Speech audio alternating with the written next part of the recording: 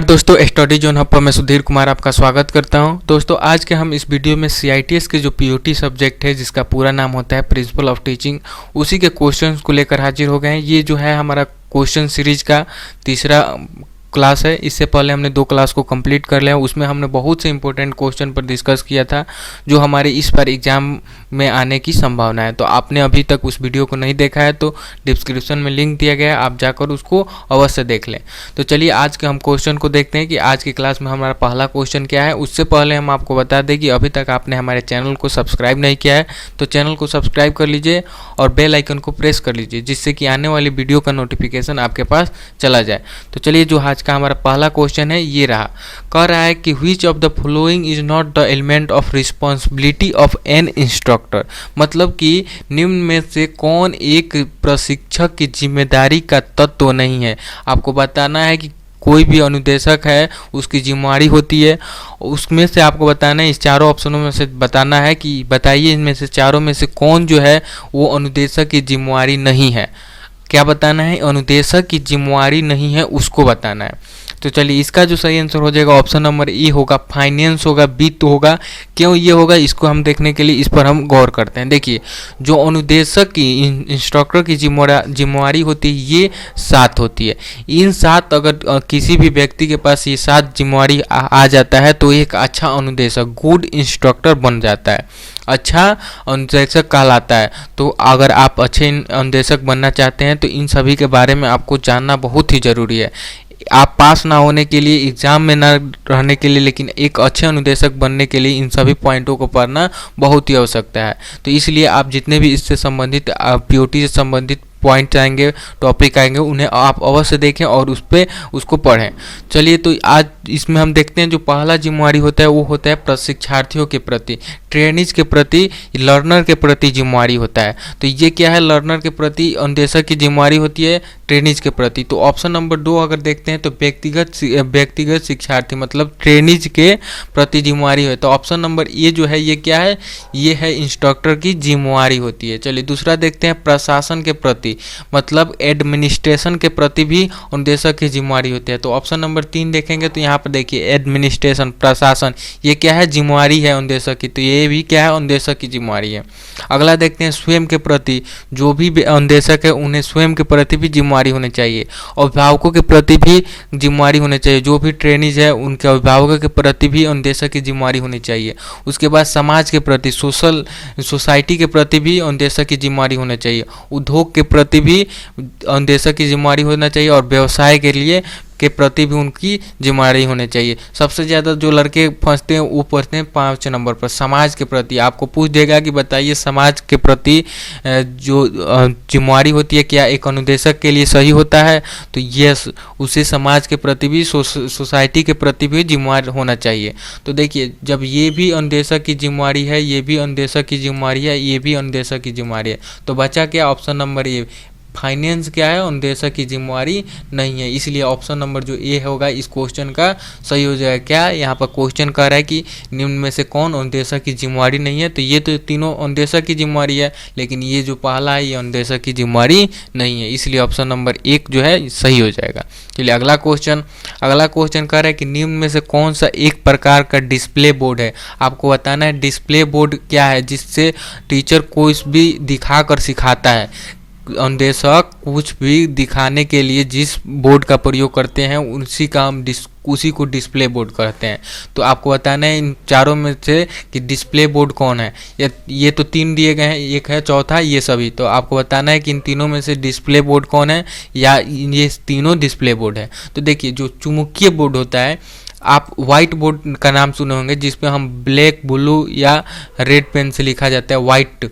White जो board होता है उसी को हम चुम्बकीय बोर्ड कहते हैं, मैग्नेटिक बोर्ड कहते हैं। क्या कहते हैं? चुम्बकीय बोर्ड।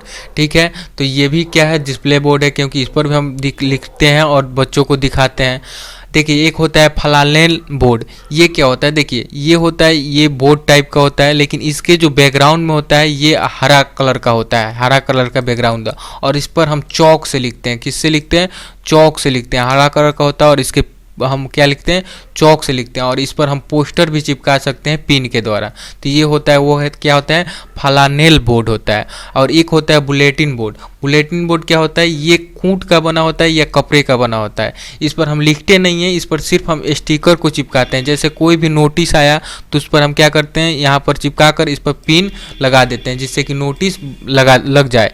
वैसे ही हम अगर कक्षा में इसका प्रयोग करेंगे तो चित्र को दिखाने के लिए करते हैं। क्या करते हैं, इस बुलेटिन बोर्ड में हम क्या करते हैं, एक फिगर को यहाँ पर चिपका देते हैं, किसके द्वारा, पिनअप के द्वारा। तो ये हमारी होती है बुलेटिन बोर्ड। तो इसमें भी देखिए आप दिखाने के लिए प्रयोग कर रहे हैं, इस चुंबकीय बोर्ड में, फ्लानेल बोर्ड में भी आप दिखाने के लिए प्रयोग कर रहे हैं और इसमें भी दिखाने के लिए प्रयोग कर रहे हैं। तो ये तीनों क्या है, डिस्प्ले बोर्ड है। तो चुंबकीय बोर्ड, फ्लानेल बोर्ड और बुलेटिन बोर्ड, ये क्या है, तीनों डिस्प्ले बोर्ड है। तो इसलिए हमारा जो सही आंसर क्या हो जाएगा, ऑप्शन नंबर डी क्या होगा, ऑल ऑफ डी। ये तीनों क्या है, डिस्प्ले बोर्ड है। चलिए अगला क्वेश्चन, 23 नंबर क्वेश्चन कह रहा है कि आदतें और वृत्ति से भिन्न होती है।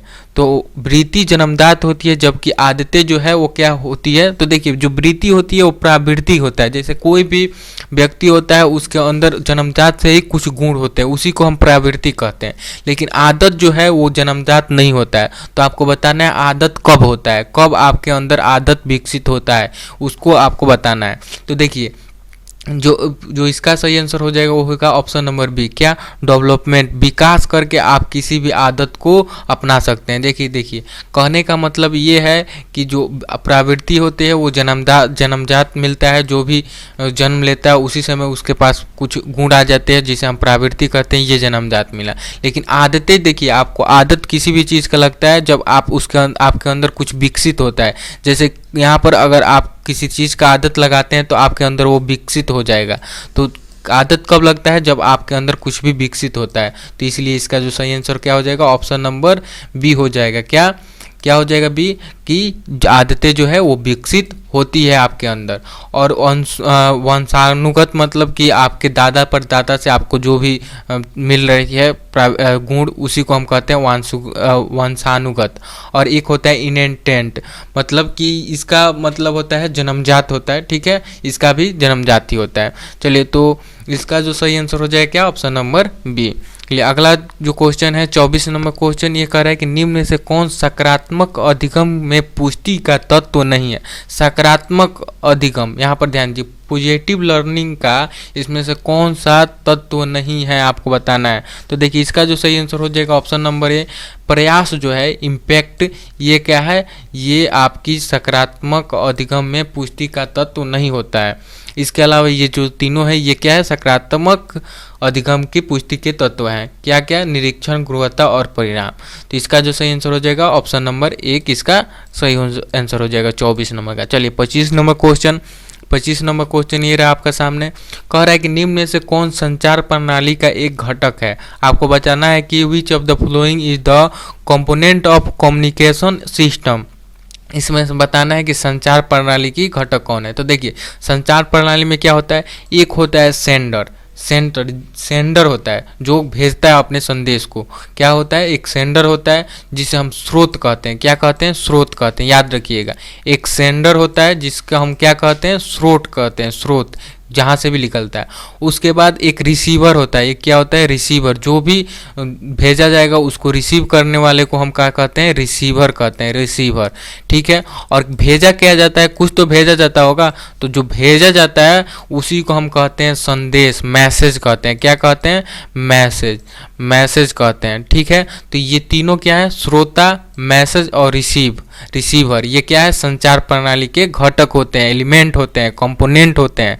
तो इसका जो सही आंसर हो जाए क्या, ऑप्शन नंबर डी, क्या, श्रोता भी होना चाहिए, स्रोत भी होना चाहिए, सेंडर भी होना चाहिए, संदेश भी होना चाहिए और रिसीवर भी होना चाहिए। ये तीनों क्या है, संचार प्रणाली के कम्युनिकेशन सिस्टम के एलिमेंट है, कंपोनेंट है।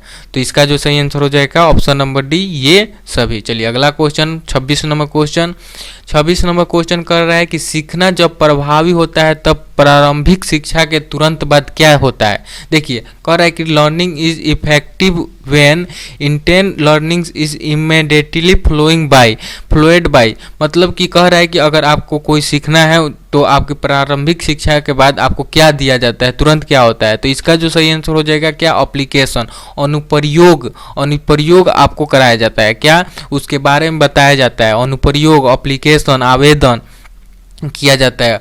अनुप्रयोग का मतलब ये हुआ कि आप प्रारंभिक शिक्षा के तुरंत बाद जो भी शिक्षा लेने आने वाले होते हैं उसके बारे में आपको बताया जाता है, तो उसी एप्लीकेशन को दिया जाता है। तो ऑप्शन नंबर डी इसका सही हो जाएगा। चलिए अगला क्वेश्चन है कि MOI का विस्तृत रूप क्या है। तो देखिए MOI का पूरा नाम होता है क्या, मेथड ऑफ इंस्ट्रक्शन, मतलब कि निर्देश देने का तरीका, निर्देश देने का मेथड। तो इसका जो सही आंसर हो जाएगा option number B, method of instruction. ये भी बहुत इंपॉर्टेंट है, इससे भी 1-2 क्वेश्चन एग्जाम में आता है।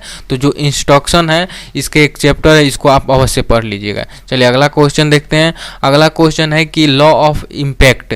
देखिए जो भी गुण होते हैं टीचर के अंदर ये इसी पर निर्धारित होते हैं, कुछ उसके नियम होते हैं, जैसे लॉ ऑफ इम्पैक्ट ये भी एक नियम है टीचिंग का, ठीक है। तो कह रहा है कि लॉ ऑफ इम्पैक्ट का संबंध स्टेप ऑफ टीचिंग से है।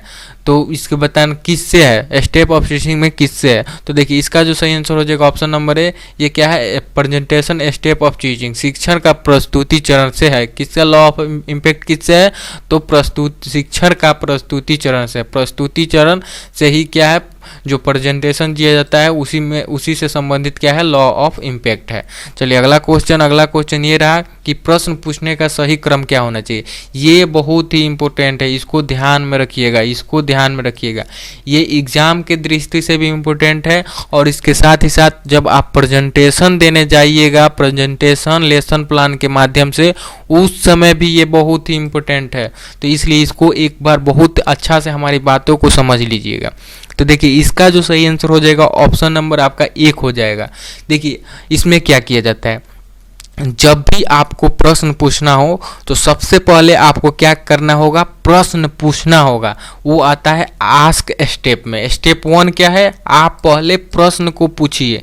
क्या कह रहा है कि पहला स्टेप जो है वो है आस्क, मतलब आप प्रश्न को पूछिए, क्लास में सबके सामने पूछिए, किसी एक से नहीं पूछना है, क्लास में पूरी जो भी जितने भी ट्रेनर्स बैठे हैं उनके सामने प्रश्न को पूछिए।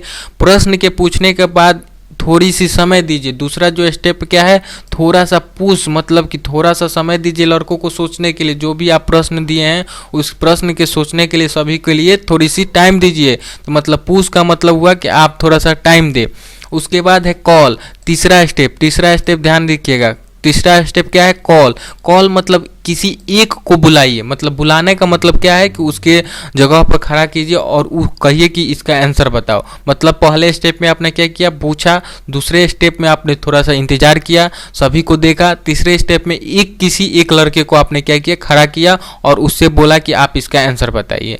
अब लड़का क्या करेगा, आंसर बताएगा। मतलब कि चौथा स्टेप जो आपका होना चाहिए वो क्या होना चाहिए कि आपको उसको सुनना है, पूरे जो भी आंसर बोलेगा उसको पूरा सुनना है। और 5वां नंबर ये है कि रिसीव, मतलब जब तक वो पूरी तरह से आपके पास बोल नहीं देता है प्रश्न को, उसके बीच में आपको बोलना नहीं है। पूरे अच्छे तरफ से उसके क्वेश्चन को गलत बोले या सही बोले, उसको अपने अंदर रिसीव करना है। क्या करना है, रिसीव करना है।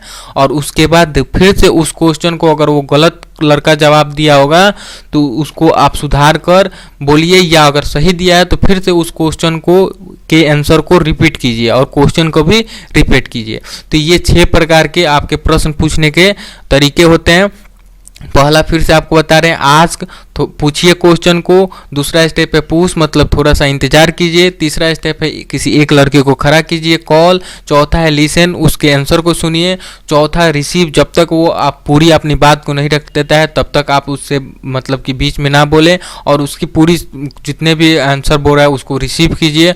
और 6वां है वो है रिपीट, और जो भी वो बोला है उसको रिपीट कीजिए और उसमें और भी अपने तरफ से इम्प्लीमेंट करके उसके आंसर को बताइए। तो ये बहुत ही इंपॉर्टेंट है, हमें आशा है कि आप इसको समझ गए होंगे और ये एग्जाम के दृष्टि के साथ साथ आपके लेसन प्लान में भी बहुत मदद करेगा। चलिए अगला क्वेश्चन है कि निम्न में से कौन तकनीक सहायक वास्तविक स्थिति का प्रभाव देता है। देखिए कह रहा है कि आपको उस तकनीक सहायकता की बात बताना है, टेक्निक एड्स को बताना है जो क्या कहता है, वास्तविक स्थिति का प्रभाव देता है, वास्तविक स्थिति में ही प्रभाव देता है। तो देखिए इसका जो सही आंसर हो जाएगा ऑप्शन नंबर बी हो जाएगा। क्या, सिमुलेटर। सिमुलेटर क्या है? ये तकनीकी सहायक की वास्तविक स्थिति को प्रभावित करता है या प्रभाव देता है।